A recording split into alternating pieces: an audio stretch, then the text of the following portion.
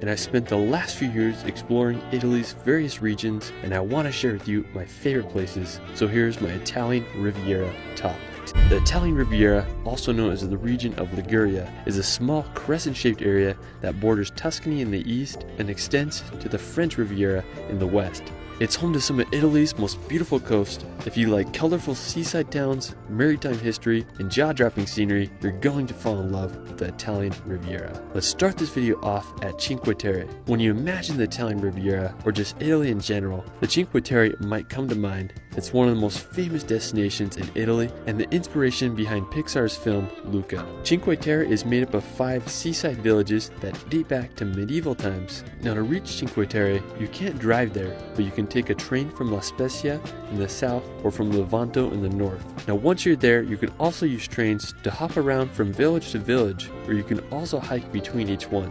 The entire trail is 11 kilometers and takes about 5 to 6 hours to complete, but keep in mind that some sections of the trail may be closed. The most northern and largest village in the Cinque Terre is Monte Rosso al Mare.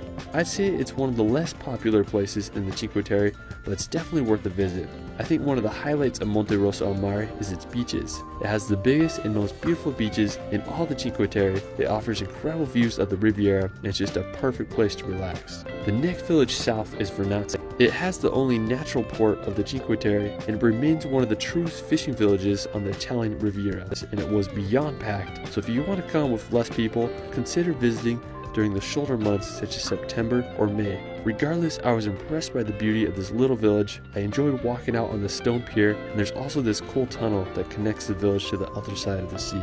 Another one of my favorite features of Vernazza is the Doria Castle. It was built in the 11th century and overlooks all of Vernazza. It's a bit of a climb to get to the castle, but definitely worth it. You can also get a really nice view of the castle and just Vernazza in general from the hiking trail. The next village south is Cornelia. It's probably the least visited town on the Cinque Terre, and it's often skipped by tourists, and you can reach it by walking up 380 stairs. Now while Cornelia doesn't have a beach or easy access to the sea, it does offer some incredible views of the Cinque Terre and a more authentic, less touristy experience. Now after we're going to visit the village of Manarola.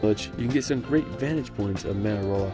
Now right next door to Manarola is Rio Maggiore. It's the most southern town on the Cinque Terre, and it's one of the most ideal locations to stay, offering a lot of options for housing, eating, and activities. Now all the villages on the Cinque Terre are beautiful, but I think Rio Maggiore is one of the most scenic with its unique shape and colorful buildings. Now you can get an incredible view of Rio Maggiore by walking out on the Vista Panoramica, which is the pier made of giant boulders. It offers an astounding view, especially during the sunset. I mean, it's just hard to beat the colors and vibes of the Cinque Terre. Now before we leave, one last thing I recommend that you do while you're in Cinque Terre is to see it by boat. You can take ferries that go from village to village, or you can also get a private boat tour. Both options give you incredible views of the Cinque Terre and allow you to see it from a perspective that's not possible on land.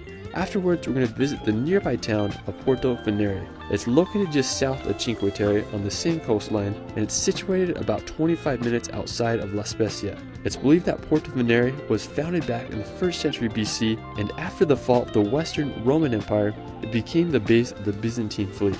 One of my favorite features of Porto Venere is the Chiesa di San Pietro.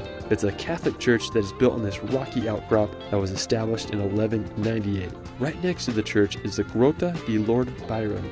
It's this incredible swimming area where the English poet Lord Byron used to visit. I just love the cliffs here and just throughout all of Porto Venere. It's such a scenic place on the Riviera. After we're going to visit Sestri Levante.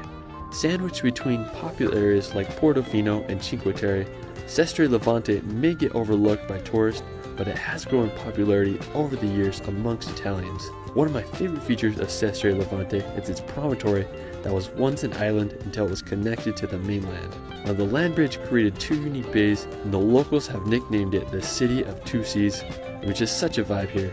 After, we're going to visit Chervo. Located in western Liguria, about an hour from the French border, Chervo is this small village perched upon a hill. Its roots go back nearly 2,000 years, where it began as a Roman mansion along the Via Julia Augusta, which was a Roman road. I think Chervo is one of the most scenic hilltop villages in the Italian Riviera. I just love how it sits right next to the Mediterranean Sea, and there's some really nice beaches there. It's such a spectacle and definitely worth checking out. Afterwards, we're going to head over to Genoa. As the capital city of Liguria, Genoa has been one of the most important ports in the Mediterranean since the Middle Ages. From the 11th to 18th centuries, Genoa was one of the most powerful maritime republics.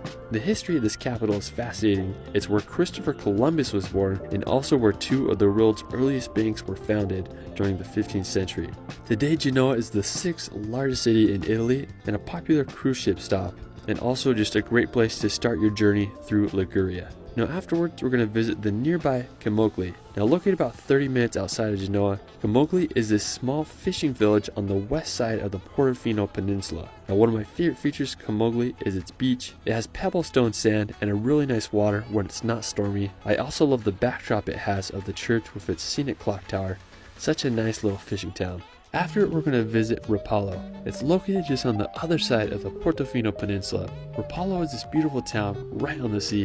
It has a nice harbor, and one of my favorite features of the town is its castle that is situated right on the water. Now what's great about Rapallo is that it's in an ideal location and you can reach a majority of the popular places on the Riviera in less than an hour's drive. Now for our final destination, we're going to visit the nearby Portofino. Located just 20 minutes from Rapallo, Portofino is one of the most idyllic towns on the Italian coast. It's renowned for its picturesque harbor and has been a retreat for royalty and artists as far back as the 12th century. When I imagine the Italian Riviera, Portofino always comes to mind.